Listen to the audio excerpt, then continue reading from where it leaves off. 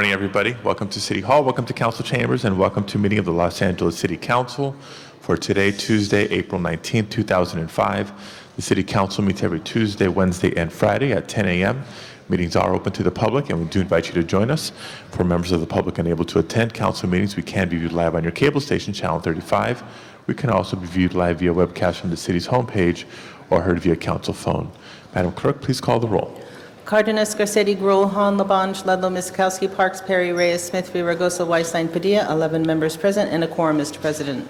Thank you very much. The council is officially in session, and colleagues, this being Tuesday, the first meeting of the week, we do have a salute to the flag scheduled. We also have a couple of presentations by Councilmember Reyes.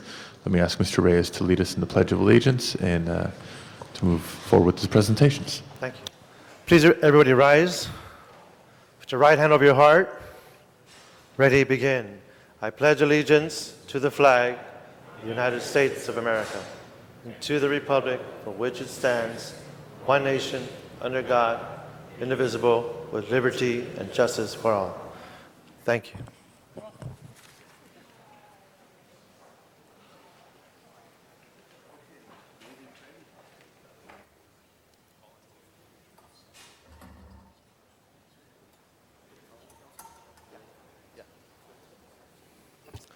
Good morning, colleagues. I just want to thank you for this time. Joining us today is Señor Alcalde Luis Enrique Ortiz Moreno. He is the mayor of Municipal de Cenotillo, Yucatan, Mexico.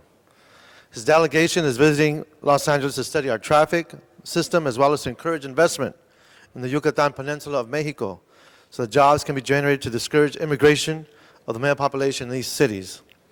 It is estimated that 55% of the male population of this town leave their families in search of better opportunities. His visit included the Mexican Embassy of Los Angeles, Santa Ana, and San Bernardino counties. We'd like to welcome him to our city and extend our warmest wishes to the Mayor Luis Enrique Ortiz Moreno. Bienvenido. ¿Las palabras?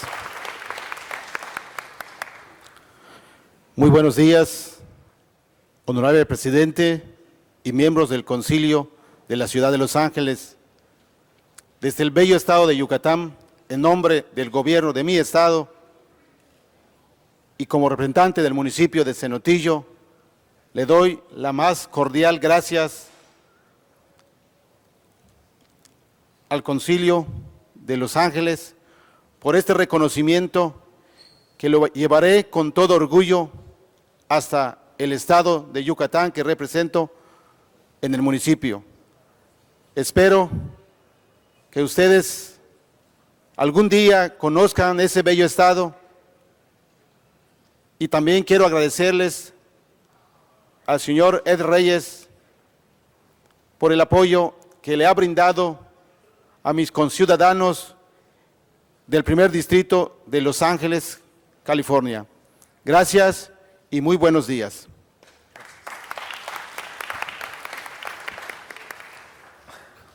Our mayor has essentially thanked the council for allowing him to speak in front of this body.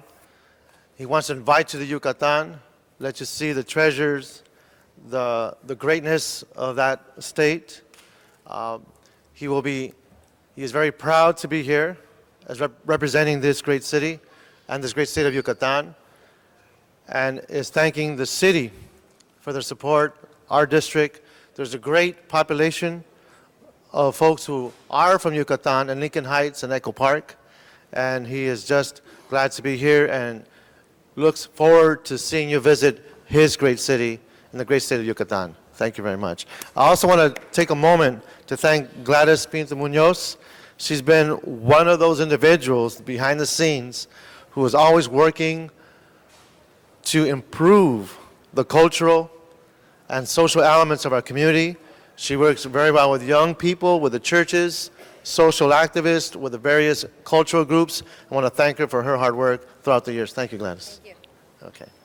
Thank you very much. Thank you, Council President.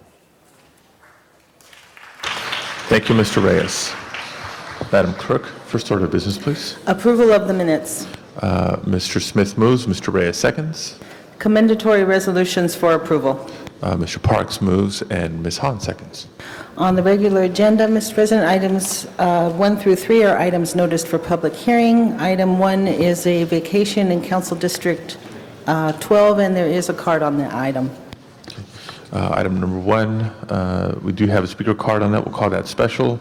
We also have a card on item number 3. Let's call that special as well to hear from members of the public, leaving item number 2. And, Mr. President, on item number 2, the City Clerk's Office has received a letter from the applicant requesting a continuance to May 6th. Okay, colleagues, is there any objection to continuing item number 2? Seeing none, so ordered. Next items, please.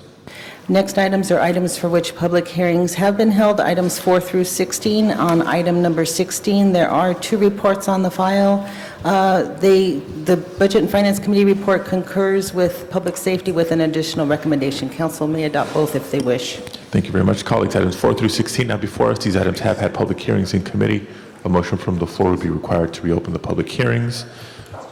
Mr. Labange. Item number 4, could you please send that back to my committee? I want to do a little more work to make sure it's right. Okay. Colleagues, any objection to referring item 4 back to Arts Parks Committee? Seeing none, so ordered. And could I call number 8 very special? Mr. Labange calls number 8 special. Ms. Miskowski. I'm going to call 16 special. 16, call special by Ms. Miskowski. Any other specials on items 4 through 16? Seeing none of the balance of the items, Madam Clerk, please open the roll. Please close the roll and tabulate the vote. 14 ayes. Those are approved. Next item, please. Next items are items for which public hearings have not been held. Items 17 through 40, 10 votes are required for consideration. Okay, members 17 through 40 now before us without objection. We do have cards on item 20 from members of the public wishing to address the council. We'll call that special. On the balance of the items, we do not have requests from members of the public to address the council. Public hearings are open and closed. Specials, Mr. Cardenas. Yes, item 33, incredibly special. Mr. Cardenas calls item 33 special. Any extraordinarily specials to be requested today? Seeing none, on the balance of the items, Madam Clerk, please open the roll, close the roll, tabulate the vote. 14 ayes. Those are approved. Next items, please. Mr. President, do you wish to take up public comment at this time? Yes, this is a general public comment, an opportunity for members of the public to address the council on matters within our jurisdiction but not appearing on today's agenda. And the council calls forward Ms. Louise Stone, followed by Jim Alger.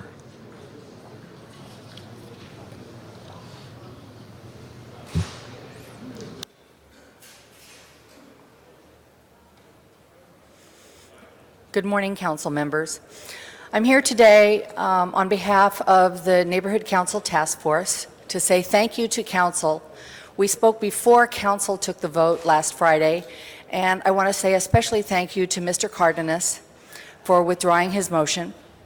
And I want to thank Councilman Zine, Councilwoman Gruhl, Councilwoman Hahn, yes, Mr. Labange, and Councilman Smith for their support of the neighborhood councils during this MOU process with the DWP.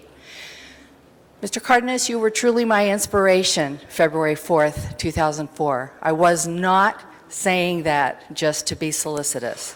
I truly thank you for being that inspiration because that is what made us go forward. Today is 484. We go before ENN this afternoon. This is the end, and this is the beginning. Lots of things have happened in the last year. I've learned a lot. This is the first time that I've ever come before City Council for any issue. And I thank you all for this wonderful experience and for the opportunity to meet each one of you and to let you know that this has been a tough year, but the best stuff is ahead of us. Thank you again. Good morning. Councilman Cardenas, if you would have told me a year ago that we would be where we are today, I'd have told you you were crazy. I never in a million years dreamed that we would get what we achieved this past week. But you showed something to me on Friday. And when I'm wrong, I say I'm wrong. And I was wrong about you. I doubted your word. It won't happen again. A lot of city council members did a lot of work to help us along the way with this. At some point, almost every council member in this horseshoe did some work. Greg Smith got the ball rolling and really did a lot to set everything up when he put forth the motion with Wendy Gruhl to demand an audit prior to new rate increases. You, sir, held Department of Water and Power incredibly accountable at your hearings. All of this set the tone for what occurred later on and allowed the MOU to be possible in the first place. And for that, the neighborhood councils owe each and every one of you a serious debt of gratitude. And sir, to you, I've often said I can count the politicians that I trust on one hand. You've made that list, sir. Thank you.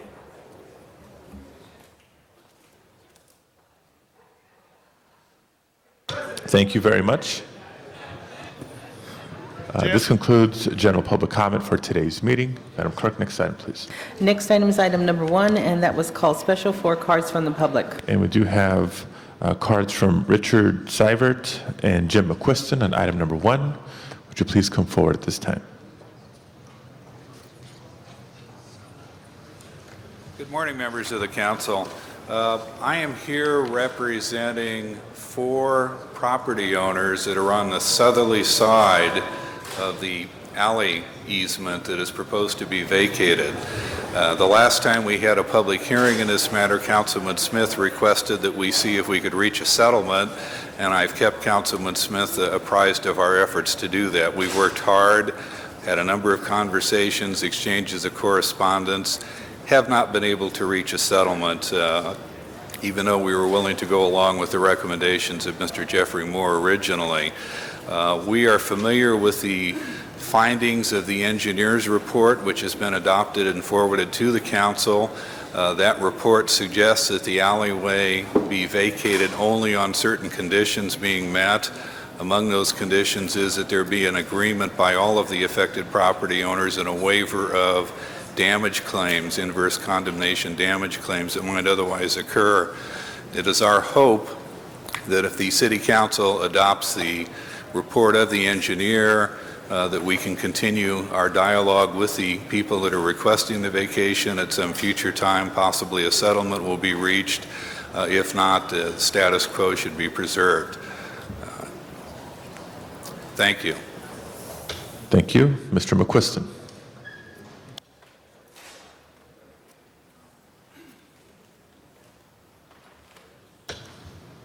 Jim?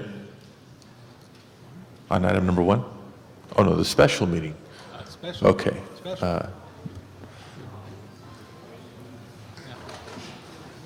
Sorry about that. Jim McQuiston, East Hollywood Community Association. This is a fine proposal. I think it's... Okay, I think we're on a different agenda item. You wanted item 1 from the special meeting agenda? On the special, yes. Okay, we'll come back to you, okay? Okay. This concludes public comment on this item. Members of the council wishing to be heard on item number 1? Seeing none, Madam Clerk, open the roll, close the roll, and tabulate the vote. 14 ayes. Okay, next item, please. Next item is item number 3, and that was called special for cards from the public. Okay, Ms. Perry, before or after we hear from members of the public? It's fine. I'd prefer to just say what I need to say. Okay, go ahead. We were on this item. This item was here in the council chamber approximately 2 weeks ago, and I continued it at that time. The operator, Mr. Hong, is here with his representative, Mr. Freeman, and I said at that time that I wanted them to go to the area churches. I think at that time I had a list, not sure where the list came from, the zoning administrator possibly, 6 to 8 churches in the immediate area, and a school, and a high school, specifically Jefferson High School, and go to these institutions and religious institutions and get letters of support from each one of them, because even though this census tract has not hit the ceiling on the number of outlets for wine and beer that can be sold, I am extremely uncomfortable contributing to the increase of the sale of wine and beer in this area. I just left Jefferson High School this morning, and I can tell you that we have a lot of work to do there. I know that, and can tell you firsthand, Mr. Hong is a very, very, very nice person who really just wants to run his business. He has people here to speak in support of him. Their representative has handed me a petition signed by people in the neighborhood. And I'm going to let them tell the story. And then, because they're here today and they want to speak, I told their representative I would give him a little more time to go to all the churches and go to the schools in the area and say, yes, we're going to do a letter for you because we like Mr. Hong and we want to sell more wine and beer in our community. And I expect you to come back with that, or I'm going to vote no on this. I'm going to ask my colleagues to vote no on that. Okay? So I want you to be clear. So if you wouldn't mind, Mr. President, allowing people to speak today, because they're here and they've taken the time out of their busy schedule to speak, I would appreciate it. So, thank you, Ms. Perry. At this time, let's call forward members of the public who have submitted speaker cards, beginning with Nathan Freeman, followed by Geraldine Ford, Dolores Ramirez, Gilberto Castellanos, Bertha Hernandez, Daisy Moreland, and Denise Jackson. If you would form a line behind the podium, that would expedite our public hearing. Thank you, Mr. President, members of the council. If you don't mind, I'd like to just directly go and have members of the community speak at this point, and either I'll speak afterwards or wait until we come back in 2 weeks for my specific comments. So if we can ask for members of the community to come and really just talk about why they're in support of this and why they like La Mexicana restaurant. Okay, other speakers? I read off all the names. If you would please form a line behind the podium. I don't see people coming forward. I'll assume people don't want to speak today.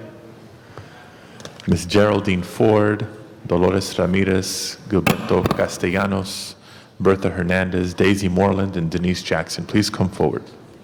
Good morning, Council. My name is Denise Jackson, and I live at 1451 East 58th Street. And I've shopped at La Mexicano Market for a number of years, over 15 years. And I find Mr. Hong, he is a respectful businessman in the community in which I live. And I need the store for all of my personal needs, whether household or any other thing that the store has to offer. Me and a number of customers there asked Mr. Hong to apply for a conditional use permit, and we all signed a petition in support of the CUP, and we want the same conveniences that Ralph and Trader Joe and other stores have in the community. Thank you.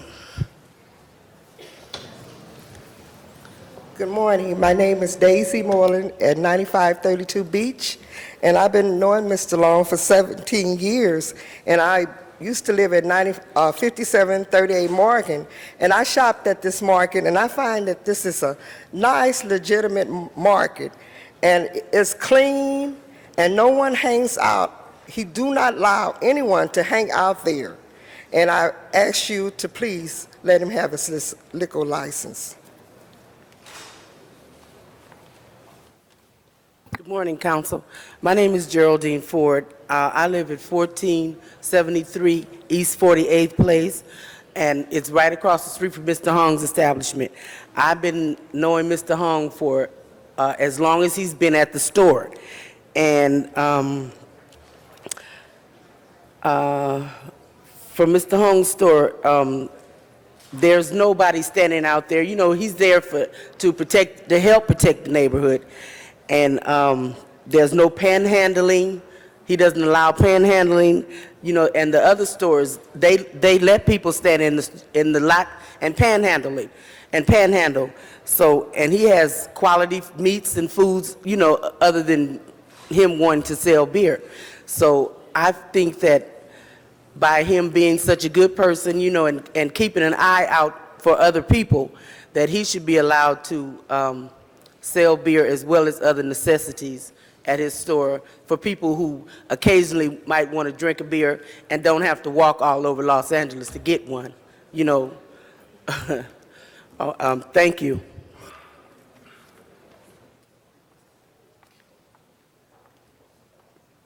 Buenos días. Mi nombre es Berta Hernández y vengo a apoyar al señor Hong para que le den el permiso del vino y la cerveza. Si Yo lo quiere conozco. si quiere esperar, lo vamos a traducir. Está bien. Gracias. Good morning. ¿Cómo se llama? Berta Hernández. My name is Berta Hernandez. I'm here to support Mr. Hong's Market for him to sell wine and beer. Lo conozco de hace 12 años I've known him for over 12 years, y vengo a dar el apoyo para que le den la venta del vino. and I'm ¿Y here la to cerveza? support him so they give him the Porque- liquor license. And Porque en su tienda tiene de todo, verduras frescas, carnes, está muy limpio, his store is very clean. He has fruits and vegetables, good meats. muy iluminado It's very well lighted, y nos gusta comprar en esa tienda. and we like shopping there at that store. Y lo único que nos hace falta es vino y cerveza. And the only thing it's lacking is beer and wine. Y vamos a esa tienda y tenemos que ir a otra porque ahí no hay de todo. And we have to go to other stores because they don't have anything there. Es lo único que nos hace falta. That's the only thing is needed. Y yo vengo a apoyarlo para que por favor se lo den el permiso. And I'm here to support him, for you guys to please give him the permit. Y es todo. Muchas That's all. gracias. Thank you very much.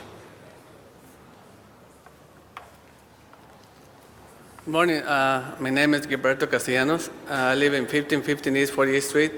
I've been living in the address for 14 years, and I've been seeing that Mr. Cohn is really clean for everything. He puts everything in order. He's the other thing is that we're having a hard time to like the people that live close around there. There's not big stores around, so they have to go to all the way to Rob's or Save, and they're pretty far. So that's why we ask him for him to have a permit, or he won't have to go so far. And since he has so much responsibility in there, any little thing he's picking up, there's no trash in there, nothing there. He's really clean, so that's why we support him. Thank you. Buenos días. Good morning. Yo vengo a apoyar a la persona encargada de la marqueta para que le autoricen su licencia. I'm here to support the owner of the store so they can authorize the liquor license for him. Ya que algunas personas que vivimos cerca de la marqueta no tenemos automóvil. And there's certain people that live close to the store that we don't have any automobile. Y ya, por decir, en horario más tarde, cuando queremos comprar algunas cervezas extras, pues tendríamos que usar automóvil o nos queda muy retirado para ir a otras partes. And sometimes later on in the afternoon when we want to buy some beer or whatever, it's very far for us to go in a car and buy liquor or beer. Y aparte, pues tiene una tienda muy surtida que yo pienso que no tendríamos que ir a otras tiendas a hacer otro gasto más caminando o en el bus. And it's a very well supplied store, so we wouldn't have to spend extra income on a bus to go somewhere else to purchase other goods. Así que pienso que ojalá que se le autorice su licencia para no tener tanto problema nosotros. So I believe it's good that for you to authorize the liquor license so it wouldn't be hard for us. Ok, es todo. Okay, that's all. Thank you. Very quickly, just want to reiterate again that the reason why these people are here is because they initiated or asked Mr. Hong to apply for a conditional use permit because they wanted the convenience of being able to shop completely in their neighborhood. Real quickly, just have the members of Mr. Hong's supporters please stand so that the council can see. There's more than 40 people here that have taken time from their jobs and busy schedules. Some of them even took a bus or two to get here. This shows that there is certainly a need for what is being asked for in the community and it to be convenient for them. So again, we'll come back in a couple of weeks and provide you with additional information and support. Thank you. Thank you very much. This concludes public comment on this item. Ms. Perry? Thank you very much, Mr. President. I want to say thank you to the community members who took time today to come down here and speak on behalf of Mr. Hong. And I've seen the photographs, and they're very nice photographs. Mr. Hong, you have a very beautiful business, and I have to commend you on that. And it is a full service with a meat counter and produce, and that makes me very pleased to see that. But I have to emphasize again that I did ask your representative to go to the neighborhood churches, because the churches have very strong feelings about the issuance of wine and beer in the residential area. And I've worked for many, many years, you may or may not know that, to reduce the number of liquor licenses and conditional use permits for the sale of wine and beer in South Los Angeles. And there is a difference between the sale of wine and beer and the sale of hard liquor and a license and a conditional use permit. There is a difference because if something goes wrong, it takes us almost 5 years to revoke if you can't satisfy a condition, or if something goes wrong, or if criminal activity takes place in the area. The fastest I can fix it is 5 years through a revocation process. That is why I want Mr. Freeman to go to the churches, all the churches in the area that were listed in the zoning administrator's report, and please get a letter of support from each one of those churches. And I know that's a difficult task, but that's why you have an expert individual working for you, and I'm going to give you another week to do that, okay? All right, thank you. You can get it done in a week, okay? He's already had 2, so you have a total of 3. Well, but he's already had 2 weeks, and he hasn't come back. He came back with 1 letter. Another week, you get out there and start hustling today, okay? All right, so if that's, I would hope that my colleagues can support me on that, and A 1-week continuance. yeah, 1 week continuance. Any objection? Seeing none, so ordered. Next item, please. Next item, Mr. President, item number 8 was called special by Councilmember Labange. Mr. Labange, this Thank one you was very much. special. Very special, very, very special. About 8 years ago, I was leaving City Hall, going north on Spring Street, saw this giant loom up of flame, and I responded into Griffith Park and went to a fire at the old zoo area. Went up there, and there was Engine 56. They were battling it along with many other companies, and they had trouble with water. And much to my shock, and I thought I knew a lot about this city and that great Griffith Park, but I found out that there was not a water system in Griffith Park that was connected to the city system. It was separate. It was operated by Recreation and Parks. After that very unfortunate fire, working with the Los Feliz Improvement Association and other people in the community and the Griffith Park Resource Board and the late great John Ferraro, developed a plan to transfer what was a private water system of 4,212 acres of Griffith Park into the operation of the Department of Water and Power. And Anselmo Collins has worked tirelessly for over 5 years in leading the effort. Also, Marty Adams greatly leading the effort as well. Mr. Jerry Gayway just retired, and also our own legislative analyst, now the great general manager of Water and Power, Ron Deaton, put this package together so there's a water system that provides constant water pressure for the park. This year is especially, and all areas of the hillside will be especially challenged due to the great growth from the storms. Over 38 inches or so fell of water, 34 inches. The mustard is high, so the need for water is great. So I just wanted to make you aware of this. And I think there's one area left in this city, and Selma, if you could correct me, Elysian Park is a separate system still, right? Yeah, and I know Mr. Reyes, if you could look at this agreement, you could get the same thing for Elysian Park in the future. Water and Power took over Griffith Park.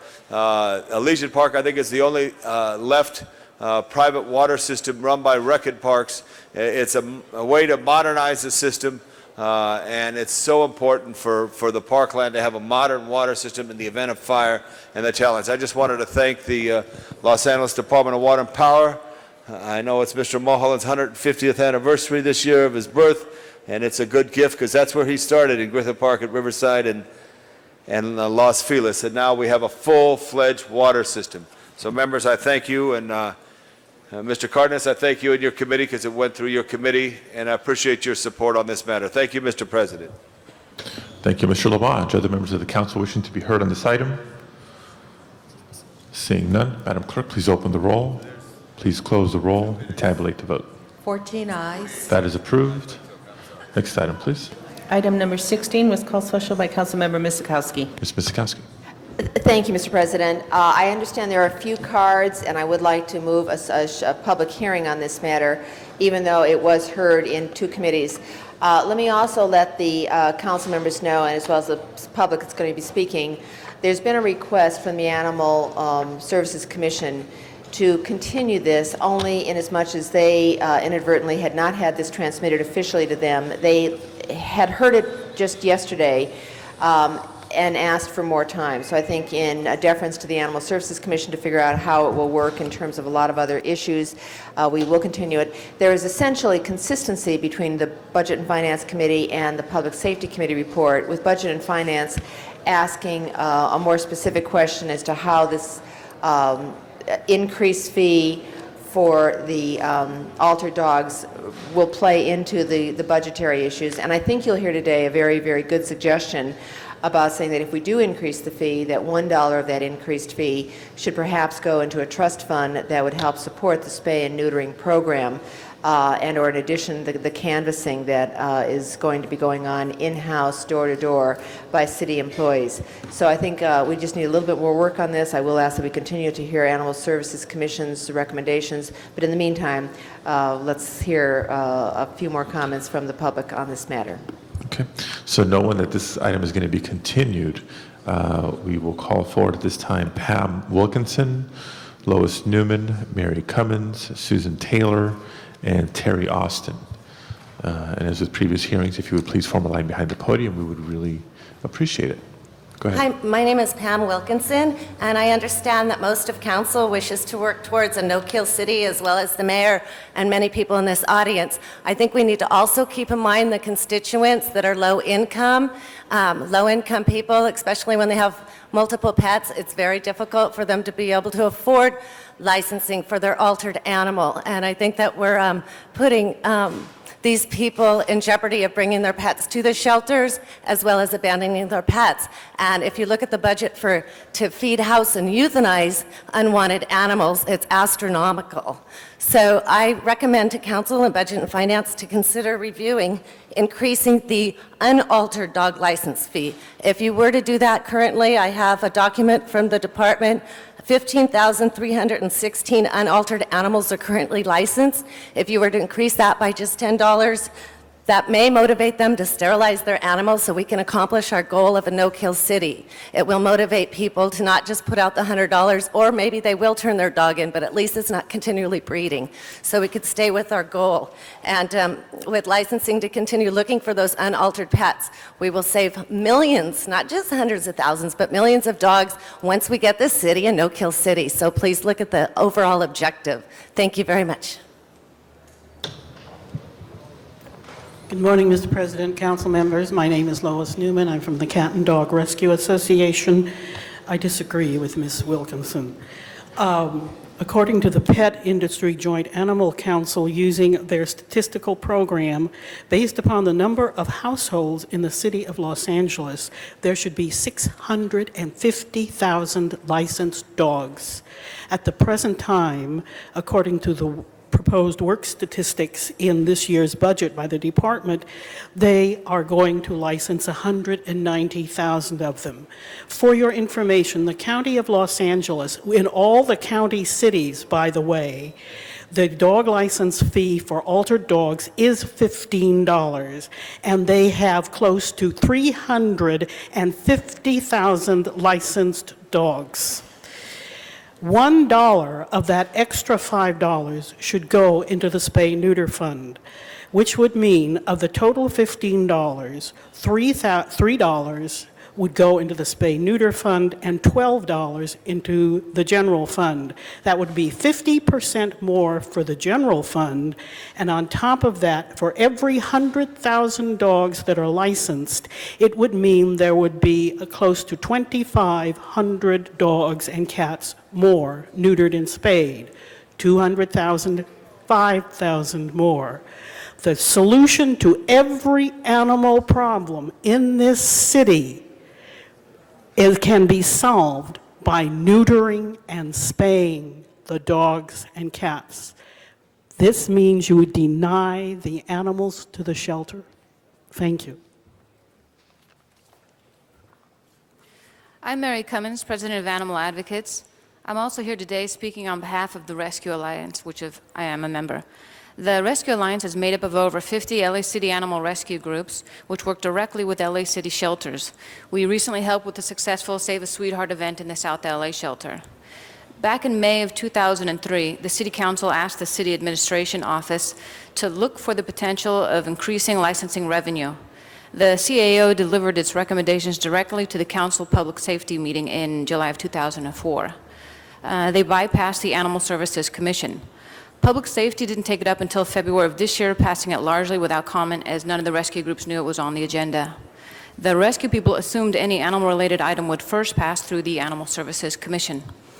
On March 22nd of this year, the Budget and Finance Committee also approved it, but Councilmember Eric Garcetti asked a series of good questions that the CAO and LAAS were supposed to respond to eventually. He asked about the performance of the spay-neuter program, the geographical correlation between dog licensing requirements and poverty rates in the city, and so forth. These were good questions which needed to be answered by LA Animal Services.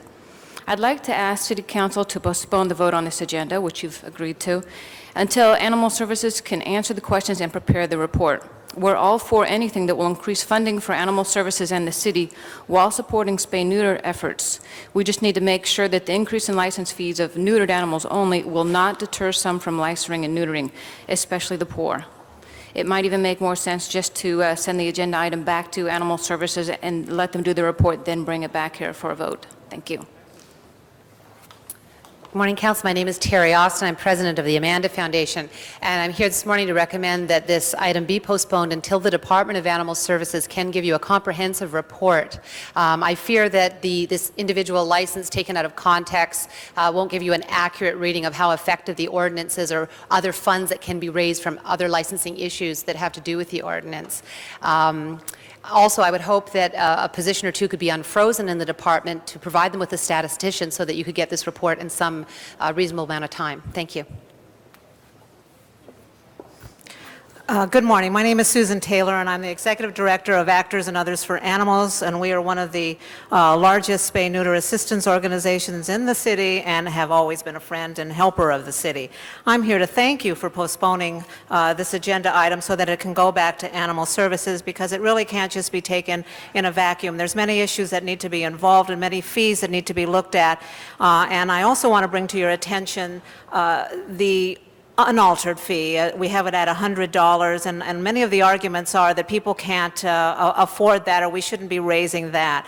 One of the services that Actors and Others does in helping the city is go through the newspapers and see how many breeders are out there, or what we call hobbyist or backyard breeders, and how much they are selling their animals for. And I have a listing here for just March out of one newspaper. There were 61 people breeding animals that we have, and the total number of animals that the total number of puppies against the fees that they were charging came up to $158,590. And we have several breeders on here that were selling 10 puppies for $1,000 a piece, or they were making $10,000. So it is not going to be a burden for them to pay their unaltered license fee, their breeder's fee. And I am also challenging you here today to consider that we need to start charging these people a business license fee, and they should start paying taxes. These are businesses. And if you had taxed this $158,590, you would have made $13,083.67 out of 1 month, one newspaper, one person doing this. So I thank you for considering this, and I look forward to the report. Good morning, everyone. My name is Ms. Sylvia Lynn Hawkins. I would say no on number 16. I believe that this financial money should go on the protection for our animals, because security of people to our animals and having illegal sex with them, illegally using them for research, for new medicine, taking our animals, using them illegally for body part surgeries. All finance money should go for animal safety, because they cannot speak for themselves. Thank you, ma'am. If I can ask you to conclude, please. Okay, and not on an increase of license fees. Thank you very much. fact, I had some literature for council and budget and finance. Is that okay to? Yeah, let me have the sergeant take that from you and Yeah. distribute it to the council members. The South LA Animal Shelter ranges from 150 to 200 animals every day. There's no room for additional animals being dumped because of an increase. And those are pictures. Where are you going? They're for those guys. Oh, they can't look at it now? Thank you very much. This concludes public comment on this item. Ms. Miskowski. Thank you, Mr. President. As we indicated, we'll continue this matter, and I'm going to ask that we send this matter back to the Budget and Finance Committee with the request that Animal Services act within the timely manner so that as we get our memos and information back on this information, the Budget and Finance can consider it as well as all the other fees that we will be considering, addressing the particular issue that was raised in Budget and Finance in terms of having that analysis available as we do with all the memos back to Budget and Finance during the consideration of our budget, both in terms of some of the issues that were suggested here, the addition of hopefully being able to unfreeze some positions in our shelters and particularly some of the new shelters coming online, having them fully staffed. So I think it folds in well, very timely, but requesting that Animal Services Commission have that response back as we begin in about 2 weeks' time, our Budget and Finance Committee hearings and deliberations on next year's budget as it relates to funding sources, trust funds, and special programs that we can add in our budget package as part of our deliberation coming up this next month. Mr. Garcetti. Thank you very much, Mr. President, and thank you, Chairwoman Miskowski, and thanks for the testimony today. And this is something that each year in our budget deliberations I've become a little bit of a broken record about, but I think as much as we can, I think that dollar is really a floor, not a ceiling, for how much we put in. It's always so penny wise, pound foolish for us simply not to be funding our spay and neuter programs, especially in lower income communities. The Rescue Alliance and other groups have been great at plugging this. I'd like to check with the CAO and see how much of this is already incorporated into next year's budget piece, and consult with Chairman Parks as well. If this is outside that process and isn't part of the budget that's coming forward from the mayor's office, this is money we should be looking at all those $5 and see what really is the best for the department, how much that they could take on and how much we could do. So I was prepared to move on that today, but I think given what the Animal Services Commission and Ms. Miskowski pointed out, I'm happy to have that sent back if we do that quickly. But we should really look at that as a floor and not a ceiling. Thanks. Other members of the council wishing to speak on this item at this time? Seeing none, this matter is referred then back to the Budget and Finance Committee, and we'll set a date certain when it's considered there. Madam Clerk, next item. Next item is item number 20, and that was called Special for Cars from the Public. Members, item number 20 now before us, and we call forward Ms. Sylvia Lynn Hawkins again. Item number 20. Good morning, everyone. Again, on item number 20, we would like to say yes on number 20. We would like to thank our Mayor, James K. Hines, in his continued alert of our danger zones in areas of mudslides, rainstorms, and water drains, making sure that our resident districts are taken care of at all times. Re-electing this mayor again can also help us in scrutinizing and or protecting our illegals, tourists, and in many of our districts, there is also illegal dumping of waste bins, garbages, trash that must be guarded against before major destruction or disaster.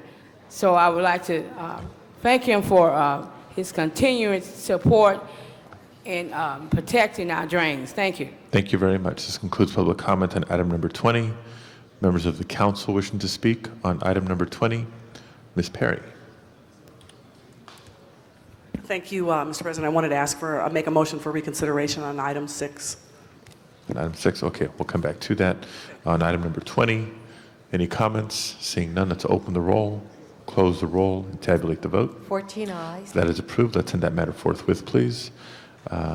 Colleagues, we do have a motion for reconsideration of item 6. Let's open the roll on reconsideration, close the roll, tabulate the vote. 14 ayes. Okay, that is reconsidered back before us. And let's keep it on the table for a minute. Let's come to item 33 next, and then we'll come back to item 6. Item 33, call special by Mr. Cardenas.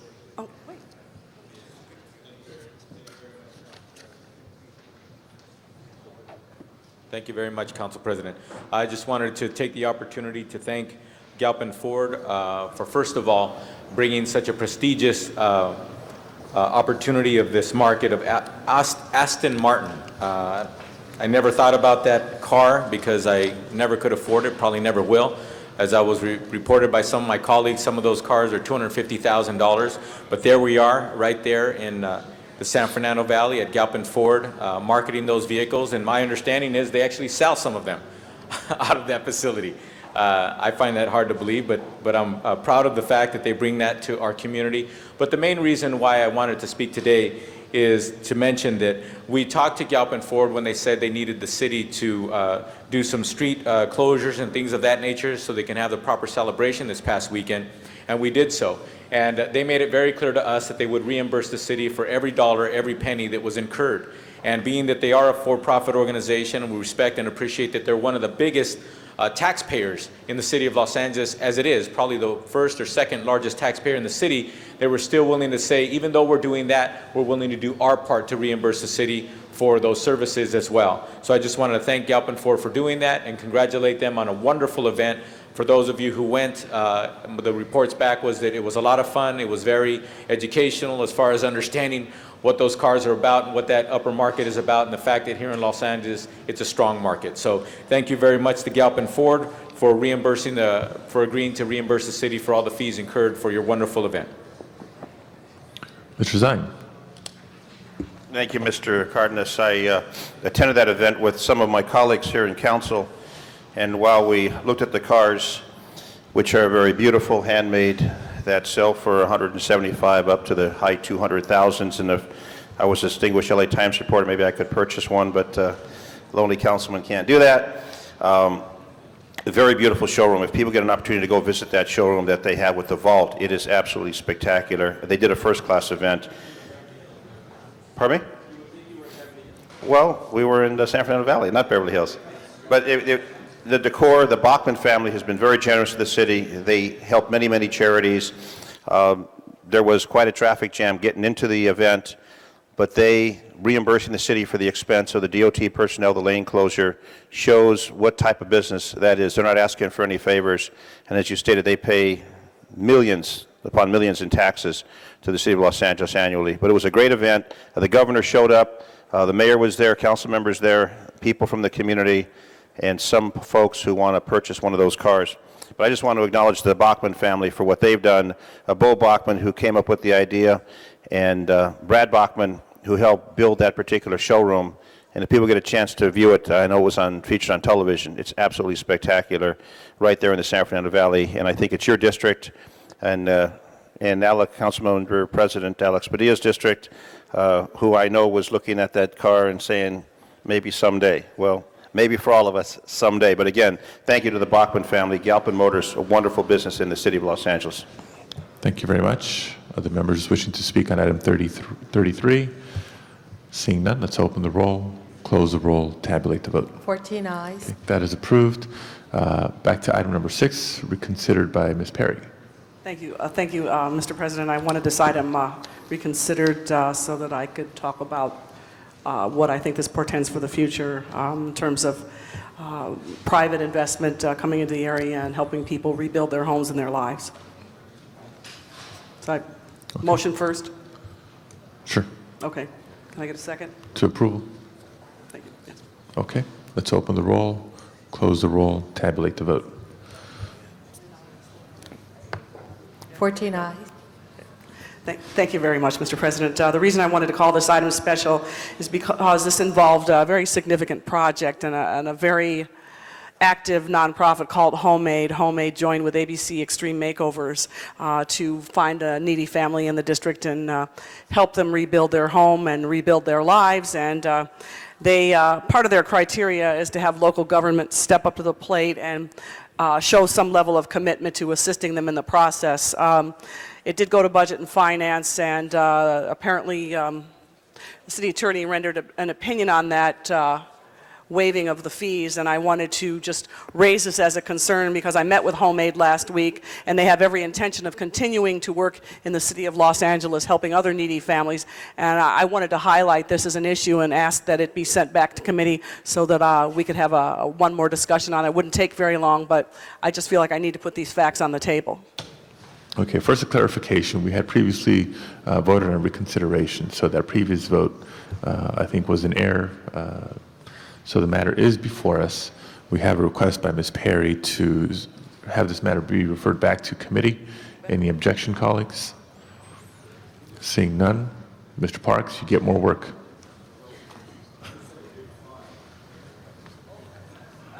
Okay, without objection. Without objection, item 6 is referred back to the Budget and Finance Committee. Madam Clerk, next item. Mr. President, do you wish to recess the regular meeting and take up the special meeting agenda? Yes, the time is now 11:15. Let's temporarily recess the regular meeting. Madam Clerk, please call the roll on the special meeting. Cardenas, Garcetti, Gruel, Han, Labange, Ledo, Miskowski, Parks, Perry, Reyes, Smith, Villaraigosa, Weisstein, Padilla, 14 members present and a quorum, Mr. President. And before taking up the special meeting agenda, Mr. Labange for an introduction. Thank you, Mr. President. And members, today we have a very special group of young people here today. They're children from the Toluca Lake Crossroads School. We want to certainly welcome Toluca Crossroads School who are here, and all these great children to stand up there and give them a big hand, and their teachers a big hand. Toluca Crossroads School is located on Cahuenga Boulevard, just north of the Ventura Freeway, and they're a great bunch of young people, and one day some of you may be sitting right here, right? Okay, thank you, Mr. President. Thank you, members.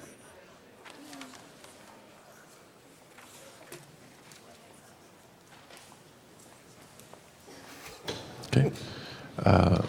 Coming back now to item number 1 from the special meeting agenda. Colleagues, we do have a card from Mr. Jim McQuiston. Let's hear from the public first, and then we'll have the item before us.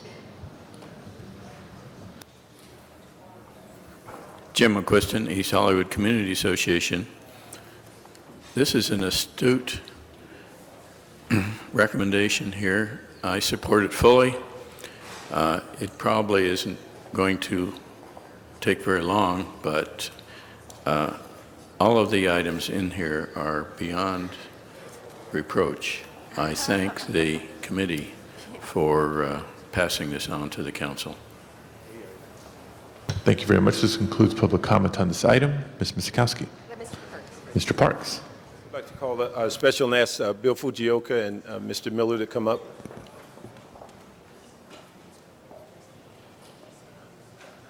Colleagues, a while back, we asked both the CLA, CAO to come forward and provide us a document for several reasons. One, to put all of our budget policies and debt policies into one document so we can reference it, and also to provide us with guidance as to the next 3 to 5 years, how we might begin to look at ways to solve the structural deficit in our budget.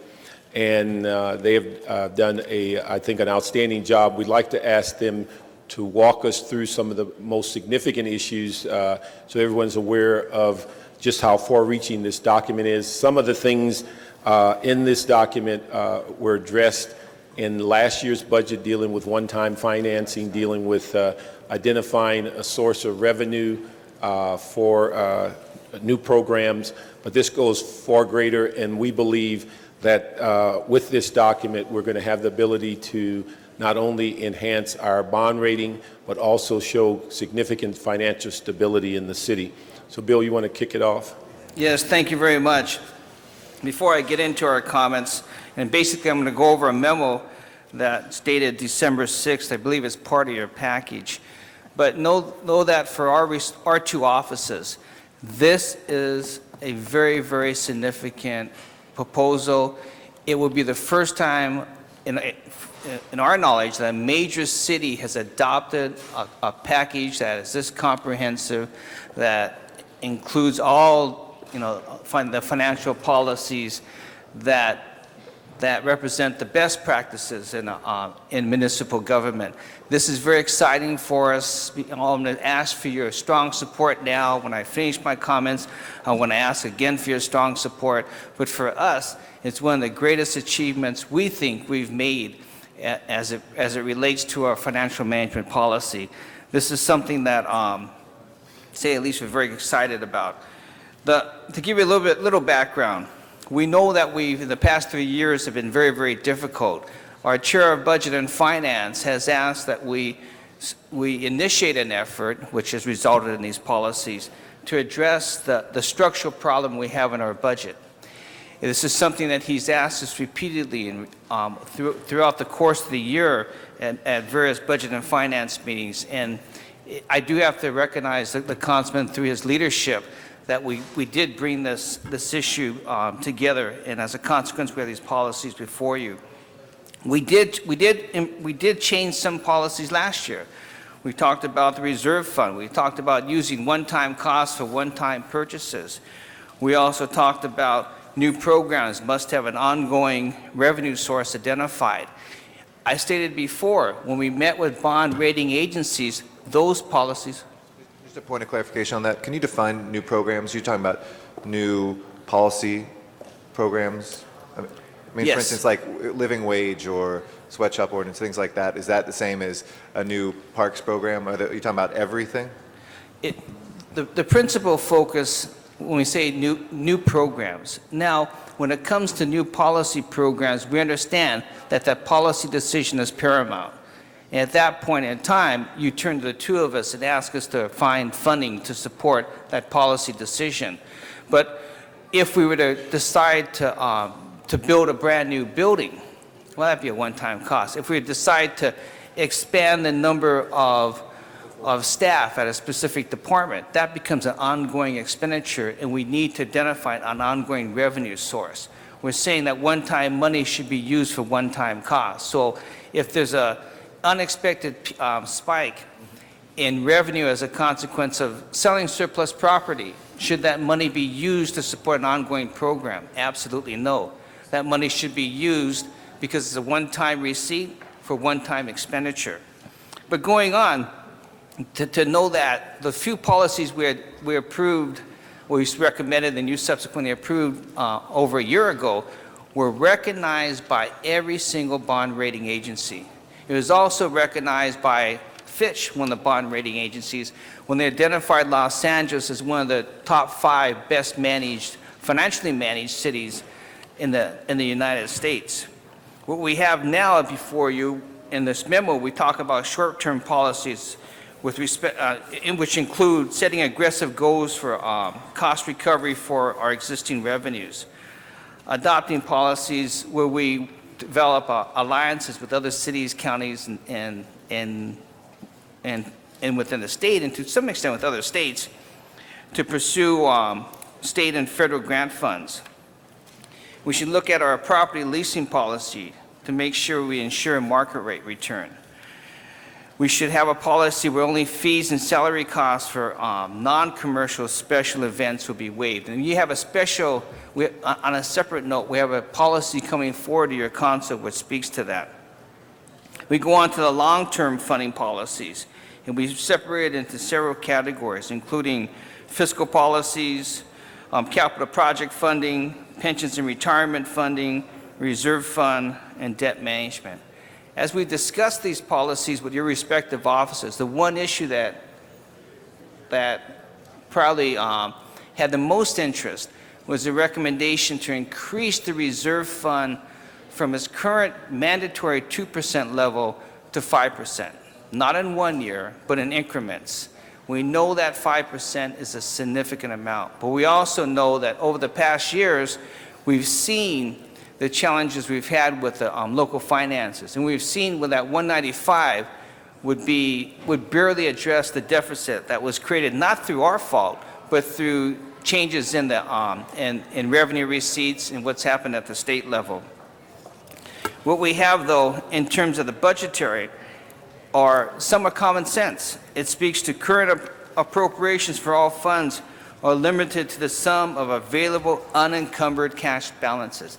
That is driven by common sense. That is also driven by very prudent fiscal practices.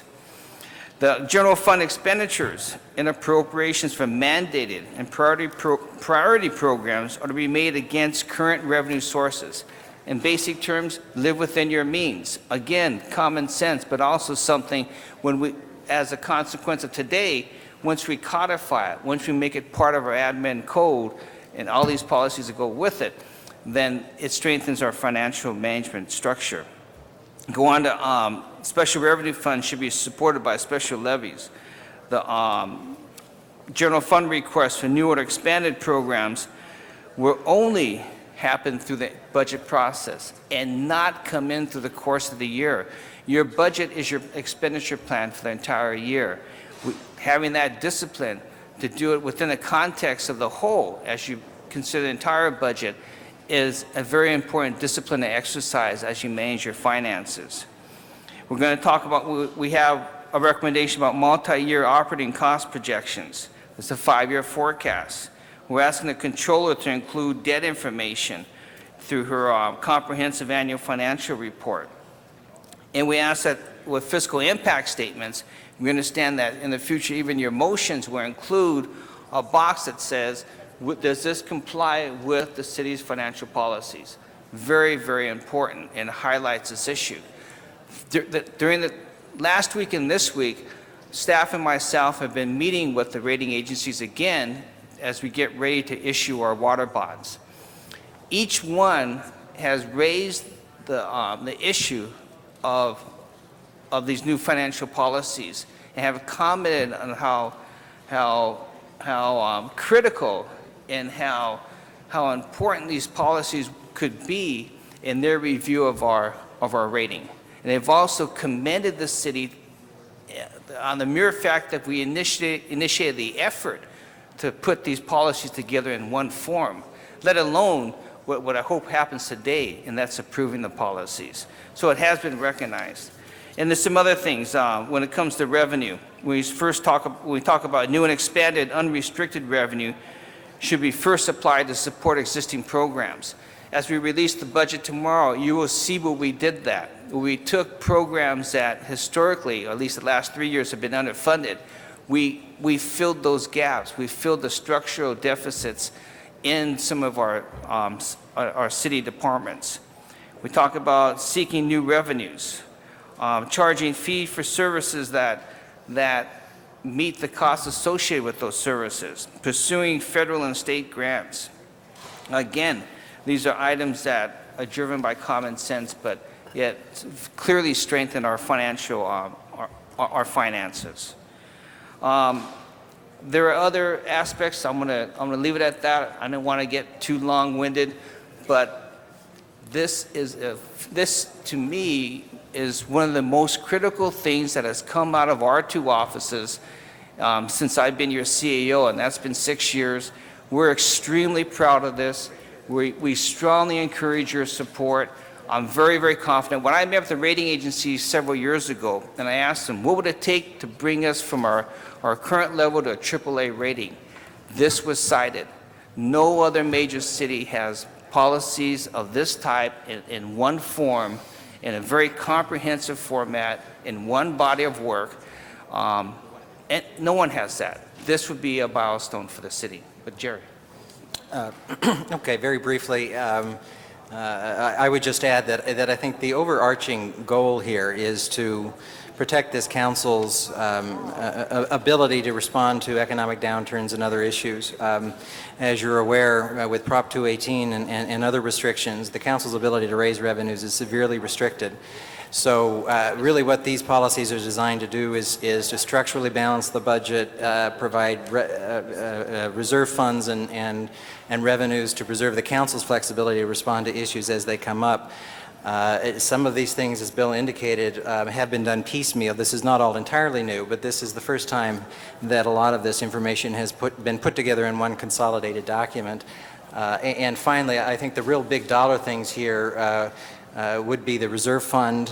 It would be recognizing that we simply must be aware of using one-time revenues for ongoing problems and keeping or causing problems in future years.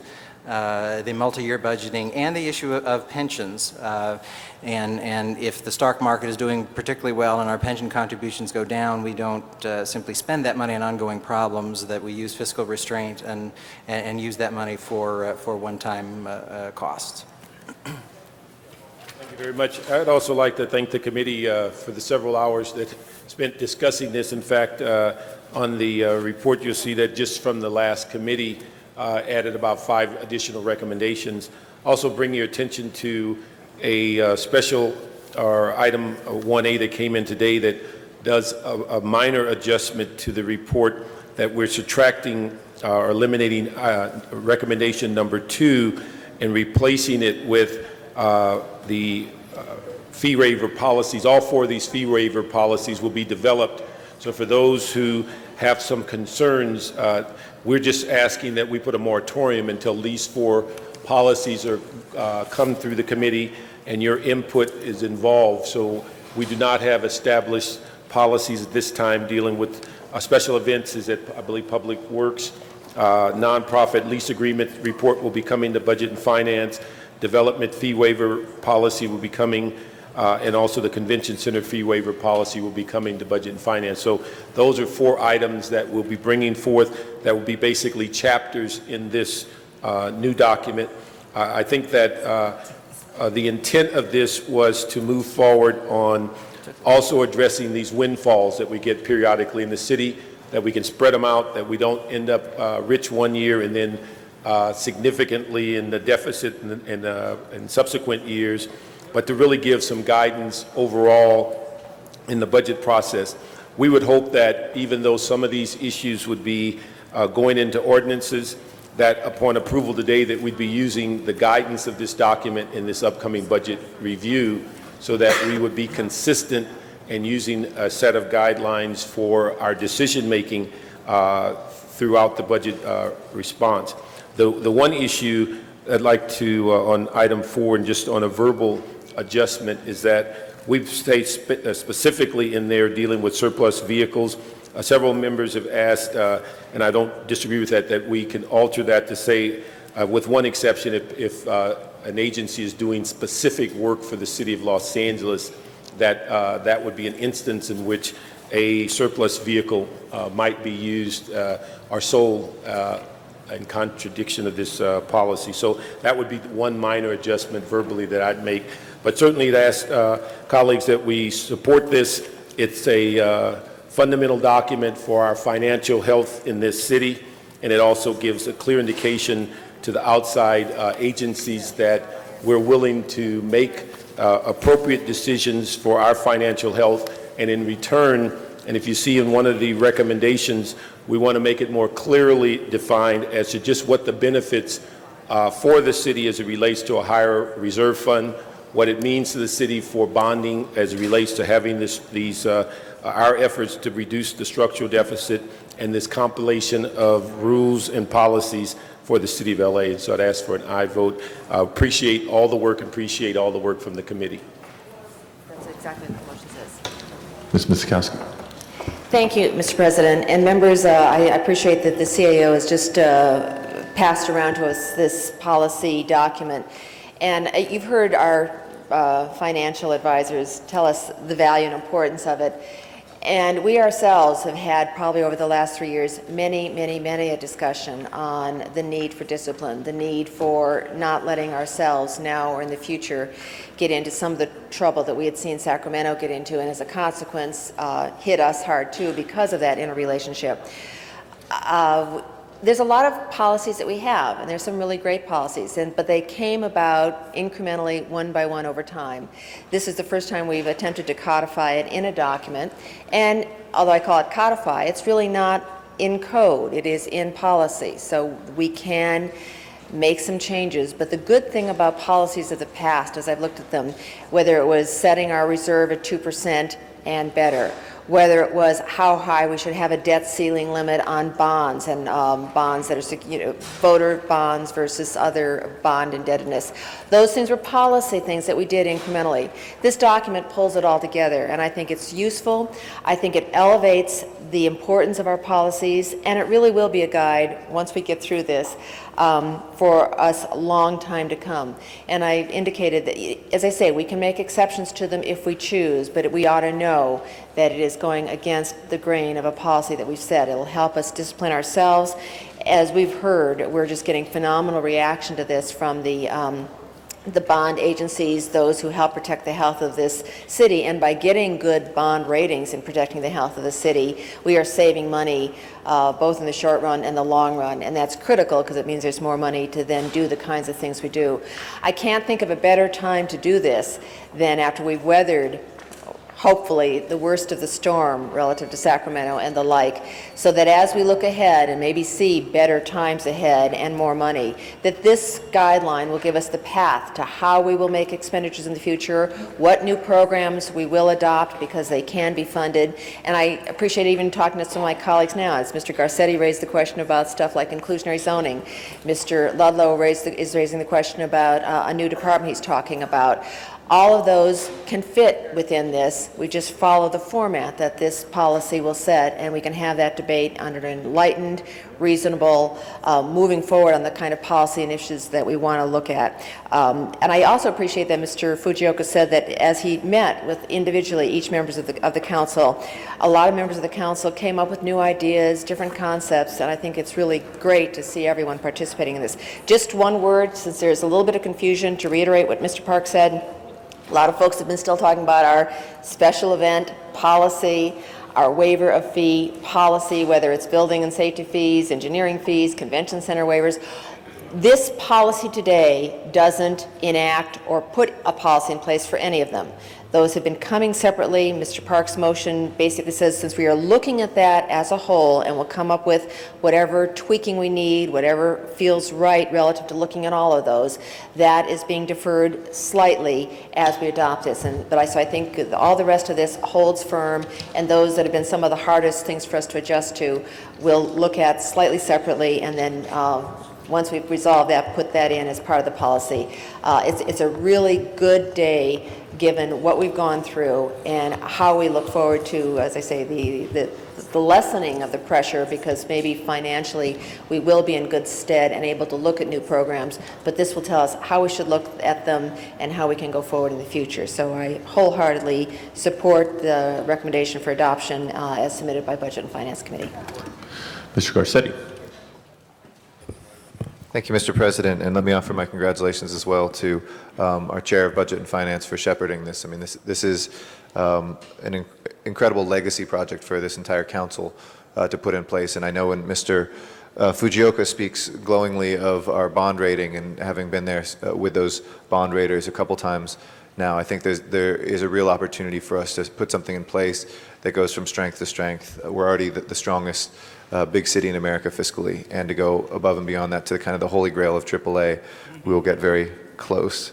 And I would hope in their better judgment we will achieve that from the bond rating companies. A couple of questions, though, and clarification. I appreciate what Ms. Misikowski mentioned, and I appreciate this has been a group project of a lot of different members, and I apologize for the final Budget and Finance meeting that I was not there. The further leases piece, if you could clarify, there are, I know, for instance, city facilities with nonprofits, where some nonprofits have dropped out of having leases in those areas. Would we be able to replace that in other words, keep what's existing? It's like a hiring freeze, and sometimes you lose those positions, you actually drop down, but if we're talking about a floor being the same, I would want to make sure that at least is no worse off than it is today. I understand not wanting to create new ones right now. It would be prospective, but if property is vacated by a nonprofit, we would look at it on a case-by-case basis. But right now, we're talking about a prospective basis. Okay. The moratorium on any new programs, I do think that there is a distinction to make. I mean, we could certainly say anything this council does, period, on anything needs to go to Budget and Finance first to make sure that it doesn't have fiscal impact. That would, I think, Mr. Parks and other members of Budget and Finance would really grind things almost to a halt. And I do think that, I mean, or we could just have full-time Budget and Finance committees. It's important for us to distinguish, I think, between policy regulatory initiatives that we undertake and policy initiatives. Now, the regulatory ones may or may not come down from federal or state, but where we agree on something in terms of a regulation for the city to enact, that to me is different than, hey, let's expand all the rec programs next year. And if we could work on that piece, I do think that there are citywide policies. It wasn't actually inclusionary zoning that I brought up, but I appreciate what Ms. Misikowski said. It was, you know, the living wage and then recently the anti-sweatshop stuff. I mean, we could bring each one of those each time, but if we all, with our eyes wide open, vote on those policies, which are essentially regulatory about the city's, you know, ethics or the city's initiatives in arenas of you know, social policy. I think that fits into a different area where we are making those decisions oftentimes also based on regulations that come down on us. Compliance, for instance, with affirmative action, compliance with stormwater things that we could bring each one of those, but I think the vote in itself is us doing that eyes wide open. So I would ask that that be clarified and perhaps potentially that narrow piece exempted. And then just to clarify too, because I know we all have been getting a lot of emails specifically, you alluded to nonprofits, but with farmers markets, that piece is being sent back to be looked at separately within Budget and Finance, correct? Yes. Okay. It's coming to Mr. Smith's committee. Okay. So for everybody listening, everybody's been part of it, we are not taking action today that is going to turn the clock back there. We want to be very clear and spell that out, and Mr. Smith will be scheduling that in his committee. We appreciate that very much. Okay. Mr. Smith. We'll be having committee again, yes. We've had it in committee for about a year, and it's been bounced around a lot, but we will bring that back. It's getting very close to finishing. Yes, so we're getting that done. Anyway, this is, as my colleagues have said, this is a very bold step for this city council to make. I think it's a very important step in light of the fact with term limits, none of us around here are going to be here in 6 or 8 years, and there'll be no city council, and they'll be dealing with issues that we may be attuned to that they are not attuned to when they take office, and there's going to be a large turnover in just a few years. I think this policy would not have passed 10 years ago. The council at the time would have not done that. But we've learned some very valuable lessons these last couple of years in dealing with the state budget crisis and our own budget problems, and that is we have built up this problem that has been going on and on and on underneath the surface that really surfaced, and that is the structural deficit issue, which previous councils created, we had to deal with the resources that were reduced. So I think this is a bold step. There were 2 issues that I wanted to make sure were in here, one of which Mr. Parks has already alluded to in his 1A, which I support because it allows us to define greater some of those issues on the fee waivers, et cetera. And the second dealt with his recommendation that the vehicle sales of surplus vehicles be exempted on those certain circumstances. So does that require a second, or was that an actual motion? Okay, then I'll second that motion because I think it's important. We just had a case last week in my district where the volunteer surveillance team, a 100% LAPD run function, got a van for $1. Under the new policy, they'd have to pay $9,000, $10,000 for that van, yet 100% of the work they do is for LAPD. So those kind of agencies should be exempted from that because they're working for us just in a different capacity. They have a 501c3 so they can raise money outside to support their functions, but this is one of those circumstances. Clean and Green is another one, which leases a facility from LA Fire Department, an old fire station, to run their facility for $1 a year. So those are those things I think when an agency is doing 100% of their work for the city of LA need to be exempted. So I'm glad we see those in there, and I support that. Finally, there's one thing that's really interesting in here, and we did this in committee, and that will be really value to future councils, and that is there will be a statement box on motions that come to council that says very clearly, this is out of policy. So future council members will be reminded, and we will be reminded as we finish our terms here, that what we are proposing may not be fitting in the policy that we're talking about today.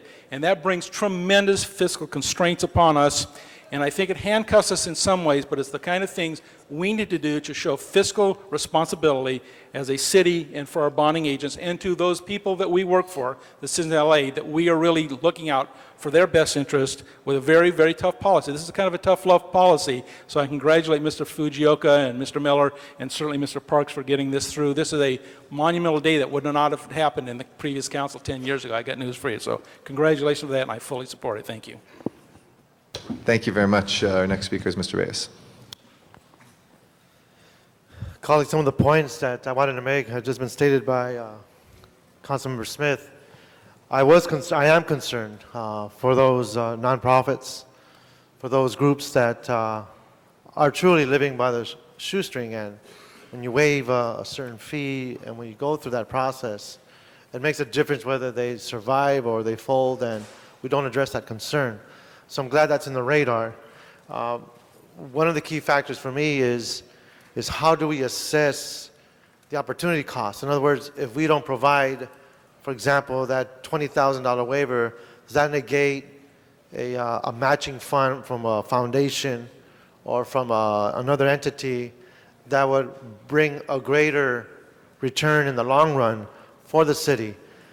How does that show up in the books? How do we demonstrate that, yes, maybe we waived that fee, maybe we did waive that particular fund or request, but in the whole budget, we were able to attract more funds because it was the key to a matching factor that allowed that group to be competitive and to bring more resources in the long run to the city.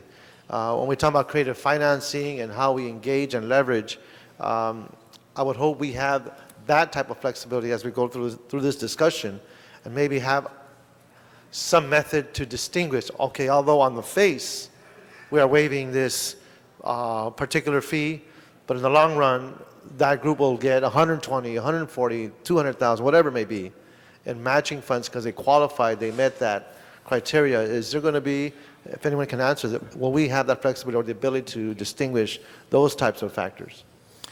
Certainly, I think the council would look at those things on a case-by-case basis. I think one of the things the policies would do is sort of set a framework for having exactly that sort of discussion, so that they're not being done, arbitrarily, that there is a rationale behind it. It may be nonprofits with providing service to the public. There may, in fact, be development projects that waiving of fees is a part of, because the impact of that development is substantial to the city's coffers and to the economy as a whole. So it's really kind of the opportunity to come to the council and go through a rationale for determining whether it's appropriate or not.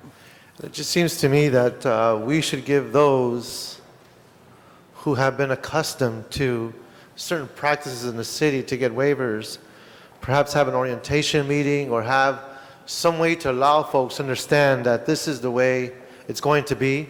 They don't come to the window, so to speak, and say, we've always done this for the past 15 years, we've always had this parade, we've always had this festival, we've always had this, it's always been waived, it's eliminated $25,000 of cost to us, which allows us to make this happen. I believe we should give folks the ability, that cushion, that headway, if you will, to adjust. Now, on the other hand, it's been announced that we're considering increasing the funds for the neighborhood councils. If those festivals, if those events are going to benefit the neighborhood, why not have the neighborhood councils as a resource base, put it part of their consideration, their menu, as we start diversifying how we're allocating resources, and give the neighborhood council another reason to assess their ability to provide funds for local groups. But again, there's long traditions in many of our districts that are impoverished, that have these services, that take it for granted we're doing this.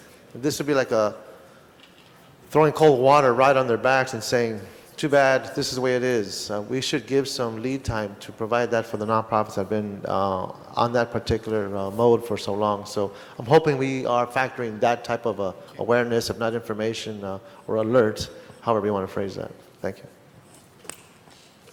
Thank you very much, Mr. Reyes. Our next speaker is Mr. Labange, to be followed by Ms. Gruhl, Ms. Hahn, and Mr. Parks for a second time. Thank you very much. Mr. Fujioka, just a couple of questions here I wanted to ask. Has there ever been a deficit in the city of Los Angeles in the last 30 years?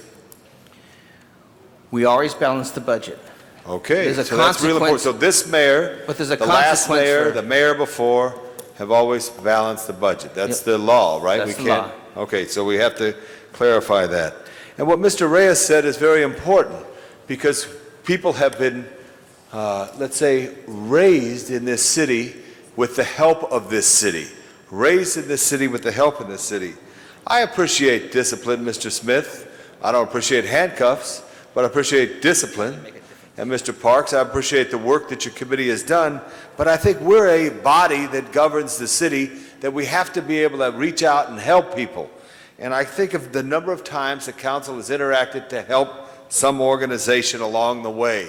And I don't know what it is, but I would like to ask that we, and I don't want to create another department, but have a special events committee that looks at things through the CAO's office somehow, some way, or whatever, that we could go to say that this is special, that we should go out our way to help people. They did a story years ago about street closures for simple neighborhood block parties. And in Los Angeles, I think at the time it was $394. And in other surrounding cities, it was $35. Why is it $394? Why are they that much more expensive? I didn't see anything in the report that talked about how we could reduce our cost at all. And I think of our Department of Neighborhoods and all the work they do and all the neighborhood programs. Would it be important to try to have them help out in some of these neighborhood issues? And also the questions of venues. I believe it's the Hollywood Bowl, which is in my district, the Greek Theater, which is in my district, Dodger Stadium, Staples, and the Coliseum have some special status. Is that correct? As it relates to DOT and special events? Well, I don't know that I would refer to it as special status. I mean, the difference between those venues and special events is that those venues don't have to come to the city to get a permit to hold a Dodger game. But we provide special services for We them. do provide traffic control and security, And et we cetera. pay for that. No, And we don't. With traffic control, I think, I'm talking about outside the stadium in the city. They have security inside, I think. Right, but we do provide traffic control, we do provide police services if necessary outside the stadium, and that certainly is an issue, but the difference is what does DOT and what does PD have to provide for the benefit of the public in general, and what is provided strictly for the benefit of the venue. And the special events policy that is coming through separately makes a distinction between the two. Those venues would have to pay for those services if they were not determined by DOT and PD to be required for the benefit and safety of the city. But the Hollywood Bowl? It's the Greek same Theater, for all of, yes, it's the same. Dodger Stadium? Right. So they would have to pay for this? They would have to pay for it? Well, they would have to pay for any services that would not just generally be provided because they're holding an event. Again, they don't have to come to the city to get a permit to hold an Let's say the event Hollywood like Bowl a has block an party. event, every Tuesday and Wednesday, sometime Friday, Saturday, Sunday, and they have events there. So it impacts Highland Avenue. Right. So we provide people in the street to direct traffic to make people could move to the venue or as well as move through the area. That cost is related to that operation of that very important cultural facility. Now, are we going to still absorb the cost, or is this call for trying to recoup the cost? Some of it we would still absorb, and some of it, if it wasn't determined by DOT and PD to be required for the safety of the city, but it was just for the benefit of the venue, they would have to pay for it. Again, part of the problem is the city's opportunity to say, no, you could can't have hold a lot of it. my time. I know I've taken a little time today, but I know I'm down. Excuse me, on this particular subject, because of the concerns related to special events and the associated fees, a decision was made to carve it out. It'll be going forward separately through first Councilman Smith's committee, then probably on to Budget and Finance. If you'd like, because of, there are some concerns from any office, we'd be happy to come into your office to speak to it. There's a basic premise that exists. I'll accept that. I just want to ask a question. Would it be worthy for us to say to these venues that in the next 36 months, if you raise your parking fee, we need to recoup X, so consider Y? Meaning if the Dodgers raise their parking fee, should they have to raise it an extra $1 so it pays for the parking enforcement that does traffic control on Stadium Way, on Riverside Drive, on Sunset Boulevard? Does that make sense to you, Mr. CAO? The Coliseum? Should the Coliseum raise its parking? Go ahead. We can certainly look at that, and when the special events policy will be discussed, we can bring that back to you. But it begs the question, what if they say no? A special event requires a permit to operate. Dodger Stadium does not. It has the right to operate and hold events. But why do we give parking control? Because there's a reason for So, that at the again, we Coliseum. can- I mean, I think there should be some discussion on that. To say, Absolutely, And and give them there a will be. time out ahead, because they're going to raise the parking fees as they see they need to, but they could raise it to try to cover that cost. Last question, how much money do we spend on special events? Have you calculated that? What was it dollar amount? My recollection is the total is around 11 million, but that includes First Amendment events that really we are very restricted in being able to charge fees for. Parades, parties, demonstrations, anti-this, as well as block parties and the Academy Awards and et cetera, et cetera. The total, my $11 recollection million. is $11 million. And our city budget is total, how much? The general fund budget is what, 5 billion? 3.6 billion? General fund is about, it's about it's up to about 3.9, the high 3.8s, and the total budget's over $5 billion. Okay. You know, you asked me a question. We need to have that. We need to have that discussion. For me, just to state right now and get some of these venues excited, because a lot of people monitor this, would not be today's not the appropriate time just to blurt something out and say yes. We'll be asking them to pay more money. No, I know that, but Well, I don't want to do also I that. think if we did look at this in the future, because I think Mr. Reyes made a good point, how do we transfer that? But also some of the big venues. If we did look at the Hollywood Bowl, the Greek Theater said in the next 36 or 72 Understand. months, if you raise your parking fees, we ask you to raise it $1 more to help recoup the cost so we can provide better service for you. That's all I'm asking. But that's a good point. All right, I got 11 seconds left. Mr. Garcetti, thank you. I know you joined with me before on the issues of farmers market.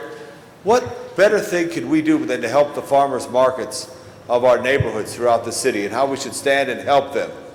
It's important to energize a community and enjoy that. And I just stand strong and tall to weave the way for farmers markets. Thank you, Mr. Labange. Ms. Gruhl, then Ms. Hahn, Mr. Zine for a first time, Ms. Snuck in, and then Mr. Parks for a second. Thank you, Mr. Garcetti, and a lot of my questions either have been answered by Mr. Parks or raised by my other colleagues, and I think just want to echo the issues of farmers market because we have had a lot of emails and calls from people about the farmers market issue as well as the special event. So glad that we'll have some further conversation in Mr. Smith's committee and that level. Additionally, you mentioned on the waiving of the development fees and permit fees that policy is going to come back. In this document, it says there's a moratorium on that. Does that mean that there's an exemption policy, Mr. Parks? What we'd hope to do is put a moratorium and return as to Hold my time. item 1A is develop those 4 policies and bring them forward so that we'd have a moratorium until these policies were adopted. And that's the reason for 1A today, is to say they're coming, all the consideration of whether there's exemptions, what would be the amount, who should be exempted, all that should be discussed in the development of that policy. Let's just say between now and the time, I mean, I don't have one that's coming in between now and then, but let's say between now and the time in which we adopt those policies, is there a moratorium so that any item comes forward to council that does not fit with these kind of drafting? Or are you saying some things might move forward during the next month or so while you're developing the final policies? My expectation is that we'd hold them. We have several development fee issues in budget and finance that we're waiting for this policy. We didn't want to pick and choose, have somebody get something approved that's contrary, someone else look at it and say, well, why didn't I get that same vote? We're saying let's come up with a policy before we move forward. And it shouldn't take that long. Okay, that was going to be my next Yeah. question, was in the Yeah. timing of that The particular. thing is, it shouldn't take that long, although the same people that are developing these will be the ones that's working on the budget over the next several weeks. But these are, we don't expect these policies to languish as we've seen special events and other things. So these will Mr. be a Fujioka will priority. get it done right away, I know these that, are- and these are and pri- Mr. Miller. And some of the material as to what Mr. Miller and Mr. Fujioka has provided us is already some thoughts as to what would be some guidelines on some of these policies. It just has not been formulated for review as it relates to these 4 issues. One of them as far as dealing with the issue of leases for nonprofits. That's going to have to come to tell us how many nonprofits have leases and then review it from that point. So some of them have different staging mechanisms. And I know we talked in rules and elections this last week on donating vehicles and making sure that they were in the city of Los Angeles, or Yeah. providing some services to the city of Los Yeah. Angeles, that we have a priority for that. So I know that'll be discussed. And we as just well. added that as a motion for number 4. Okay. All right. Thank you very much, Mr. President. Thank you, Ms. Gruhl. Ms. Hahn. Thank you. Certainly, this is something we have, as been said, been looking for in the city, to have this kind of a policy finally on many of these issues. And I suggest that the chair of Budget and Finance be the person that goes to all the nonprofits to deliver this message of what's going to be changing in the city. We'd like a report back on that. A couple things that I'm concerned about, I think, has been expressed, and I think some of these are going to be going back to committee to talk a little bit further. One of the things I would like clarification, I think it would be smart as we move forward that any of these kinds of policies, we make a special mention of neighborhood councils. And for instance, I think a lot of people aren't sure whether or not, they're nonprofit or not. I know some of the neighborhood councils are actually moving forward to form sort of friends of, which would be sort of a nonprofit wing where they can look to receive grants. So I would like some clarification, particularly on a moratorium on granting any further leases to nonprofit organizations. I know our neighborhood councils are going forward, and we've tried to have this partnership with them on leases.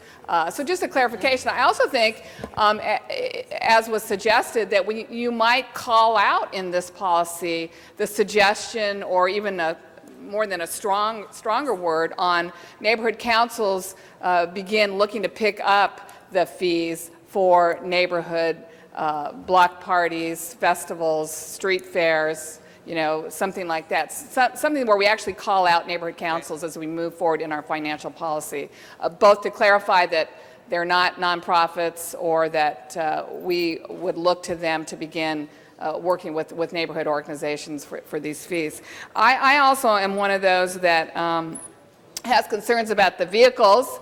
Again, so many, it's hard to say who is doing the city's work and who is not. As far as I'm concerned, every nonprofit in my district is doing the city's work.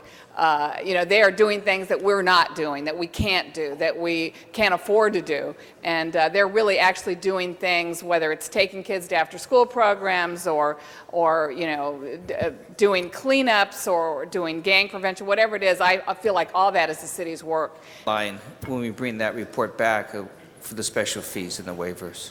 And when it comes to the special fees and waivers, there was one recently that we introduced in my district at a temple that was having a festival, and it was $5,000 some in fee waivers. I went to the event. There were no barricades. There were no DOT. There was no one there. And I'm looking at, when they assess these fees, how accurate is that? What they're charging versus what they're delivering. And the other situation is when you have a farmer's market on private property at a school parking lot that has no impact on the city of Los Angeles versus a farmer's market that's on a city street, as we saw the tragedy in Santa Monica, and I'm sure Santa Monica is going to be sued because of the tragedy that occurred there, even though they didn't sponsor that. The distinction between those events, and the concern I have is that we be fair with it, and I've been a critic of special events for a long, long time, where someone's making a profit at the taxpayer's expense versus a charity that's going to benefit from that. And if it's a charity, a religious institution, I have no problem with that. But there seem to be many events where we're waiving these fees, and the fine line comes in. And when I heard that the Academy Awards was a not-for-profit, I was astonished, because I know there's a tremendous amount of money that is raised in revenues. And yes, it puts LA on the map, but we also need the funding for the other activities, other programs that we have. I know there's a lot more to be discovered regarding this. And let me make sure I've covered. Thank you, Mr. Zine. Wait, I think the DOT, is there someone here from DOT? Well, again, when it comes to the special fees and the waivers, because of the sensitivity and the concerns, we intentionally carved that out. Your committee carved that out.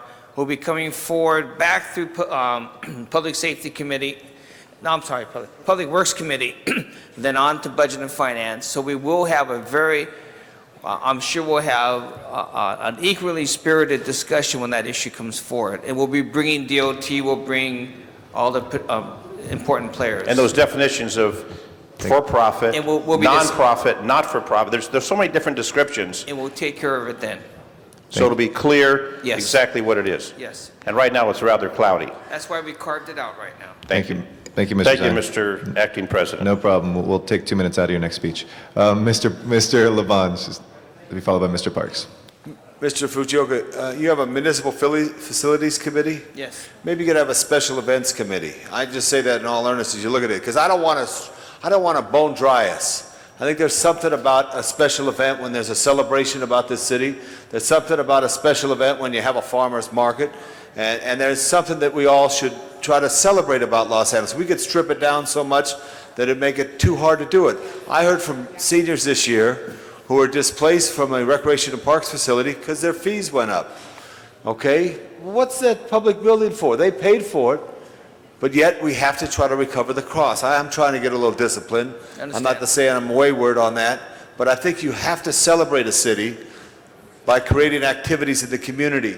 I don't think any one of us could stand up and create a farmer's market and the energy that goes around it and the fun and the enjoyment that people have. I think they're absolutely wonderful. Mr. Smith makes a good point that some of them are straight for-profits. That should be clarified. But those that are truly nonprofit we should encourage and enhance it.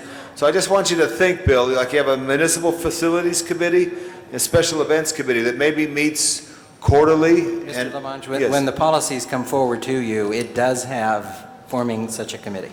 Good. But that's not before, that will be before you as soon as it gets through committee. Because today we have for a very special event, $2,500 fee, 4th of July, $8,000 fee plus the Times Festival of Books, very important, 150,000 people, $10,000 an estimated cost. That's what a city's for, to step up and help and enhance that. And if we have to look at everything dollar for dollar, we're missing what is in the middle of that dollar, a face of a person, like the face of a community. That's what we have to always look for. And because of your collective concerns, that's why this item was carved out. I appreciate that, Mr. Fucioka. I appreciate it. Thank you. Thank you. Mr. Parks. Thank you, Mr. President. I'd just like to kind of go over a couple of things that were discussed in the debate. Number one, in setting these policies, what we believed is that it should be a conscious effort to violate them as opposed to having no policy and just merely going forward and coming up with a variety of different decisions. And so I don't view it as being handcuffs. I think we're really looking at guidance for the entire council, and as Mr. Smith said, for councils in the future. The other issue, and although Mr. Labange was talking about whether we balance the budget, yes, we do. But July 1st of every year, we begin to look for $300 million of money that we shouldn't spend. So yes, we do call it balancing the budget, but we also know it's a structural deficit.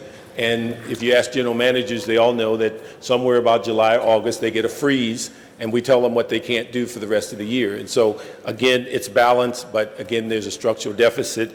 And in some instances, it's run as high as $300 million in 1 year. The issue of the Dodger, Staples, and Coliseum issues, I think it's important to realize that the city is responsible for many of these activities for law enforcement, public safety, and transportation, just in the fact that they have them. And I don't believe that we can put them in special event categories because they don't require a permit, but we would be abdicating our responsibility if we did not provide the services when 80,000 people show up to one location as it relates to the city of LA. And so I think they are clearly distinguished, and I don't think that they are the type of events that we could go to and ask for additional fees when they don't require a permit, nor could we ignore the fact of having public safety or transportation when large numbers of people come to one location.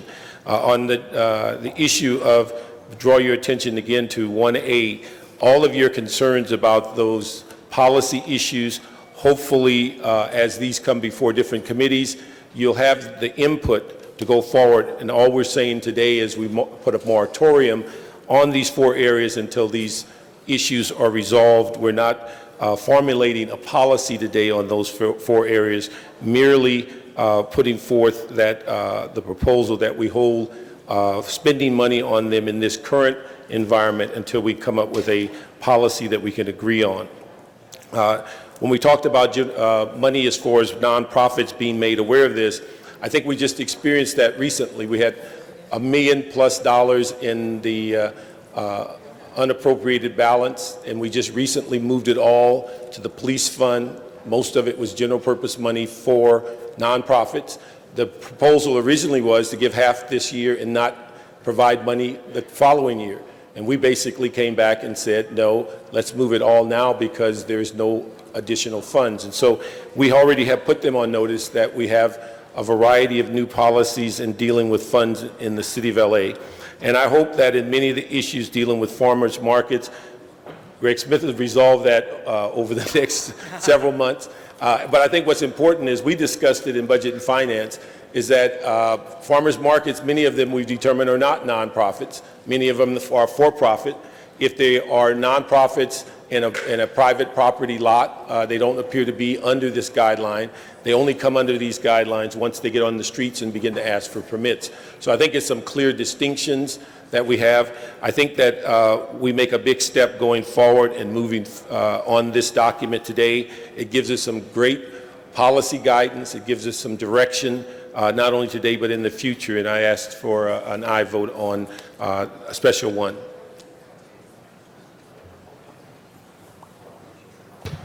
Mr. Labange? No, I wasn't going to talk again, but since you called me. Mr. Parks, when you talked about the sports venues or other venues, if they're going to raise their rates in the next few years, why don't we approach them and say, let's try to recover our costs? And if we know that SC plays on these dates, we could schedule and deploy people at those times as opposed to having the extra costs that the city incurs. Same thing with the 82 games that the Dodgers have, the same thing with the, I don't know how home games the Lakers have. You could ask, but what we've seen from But if we could ask, but we just approved a building plan for something at Staples. You know, we're going to approve some. I'm just saying, I think if that's the cost, because then it helps people move safely. So we can ask. Just as our experience has shown, they don't answer. All right. So, well, let me ask you a question, though. But let me ask you the parking tax. The parking. Let me just ask this question because I think it's real important. Because there's a lot of frustration for people when they go. There's major facilities and there's events, and it's an important service. We have a parking tax, 30%, or what's the parking tax? 10%. 10%. And a lot of people don't pay, but a lot of people don't pay it. the vendors, we have a difficulty getting that money from some of these companies. Do these facilities that we mentioned pay for it? Presently, we have we work with a company that is currently auditing that process. We have a separate report coming forward, like we will with the special events. We'll look at it. Okay. We will. Thank you. Thank you. I'm sorry. I wanted to ask that question just to clarify, because there is a value, as you mentioned, a public facility having parking control, move it. But the impacts on the neighborhood, making sure it's done right. And I just know when they raise the rates for their costs, that we have some costs too. Should we look at that in some way equitable in the future? Okay. I'm not talking about this season or next season, but in the future. Thank you. Bill, you're going to come back with us just on that? Yes. Okay, thank you. I will. Other members wishing to be heard? Seeing none, let's open the roll, close the roll, tabulate the vote. 13 ayes. And that includes what was considered a friendly amendment or amending motion from Parks and Smith. Thank you very much. This concludes the special meeting. Let's now adjourn the special meeting, return to the regular meeting. Madam Clerk, next item before us, please. Council has motions for posting and referral. Motion shall be posted and referred. There are excuses on the desk. Councilmember Villaraigosa requests to be excused May 17th and 18th for personal business. Those meet council policy. Mr. Villaraigosa is excused. Councilmember Miskowski requests to be excused May 31st and June 1st for personal business. That also meets council policy. Ms. Misakowski is excused. And that clears the desk. Okay. Colleagues, do we have any announcements today? Ms. Perry. Thank you very much, Mr. President. I want to announce the first annual Community Day of Action in recognition of World Asthma Day on May 3rd from 9:30 a.m. to 1 p.m. The opening rally and starting point of the Asthma March will be at Esperanza Community Housing Corporation, located at 2337 South Figueroa. The group will march to SAGE, Strategic Actions for a Just Economy, and then at noon, everyone will exhale at the Community Education Fair at St. John's, Well Child and Family Clinic, and that will be May 3rd from 9:30 in the morning until 1 in the afternoon. Thank you. Thank you, Ms. Perry. Colleagues, other announcements? Announcements. If not, I have two announcements. The first is for all the stakeholders of the Mission Hills community. There is a hearing by the Department of Neighborhood Empowerment considering the Mission Hills Neighborhood Council application for certification. So the Neighborhood Council movement in Los Angeles continues and continues to grow for the residents and businesses and other stakeholders of the Mission Hills community. The meeting will be held this evening. I believe it's at 6 p.m. at the Laborers Local 300 Hall on the corner of Woodman and Devonshire. We hope to see you there. And also, an item of news that was on a lot of people's attention this morning, we understand there's word from the Vatican. We have a new pope, former cardinal from Germany, is now Pope Benedict XVI. Brings a culmination to a process that's captivated people worldwide for the last several weeks. Any other announcements? Mr. Parks. Thank you, Mr. President. Just want to say that my grandmother, Agnes Smith, who many of you met a couple years ago, turned 102 April the 14th, and wanted to say hello to all of you. She's in good health, getting around, and she celebrated that birthday with all of her family members. 102. You only have a 102 couple years ago. young. Other final announcements? If not, do we have adjourning motions today? Do we have adjourning tributes today? Please rise for adjourning motions.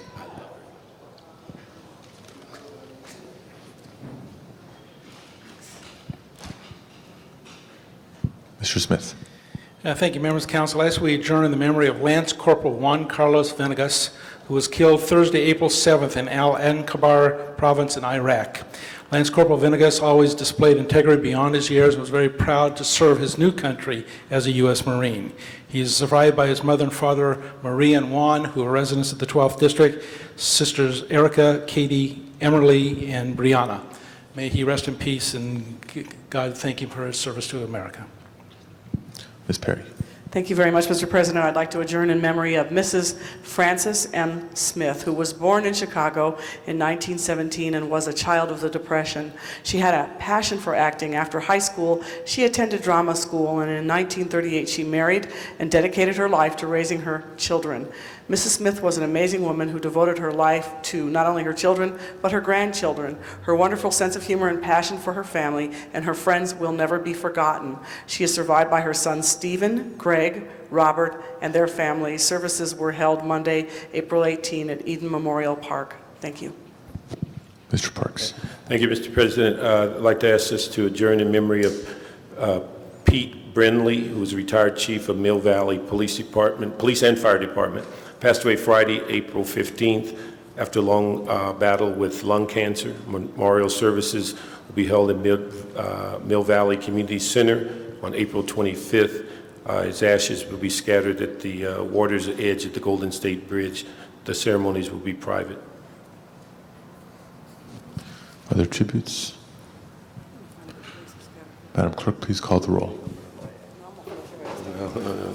You're not going to burn me. Thank you all very much. This meeting is adjourned.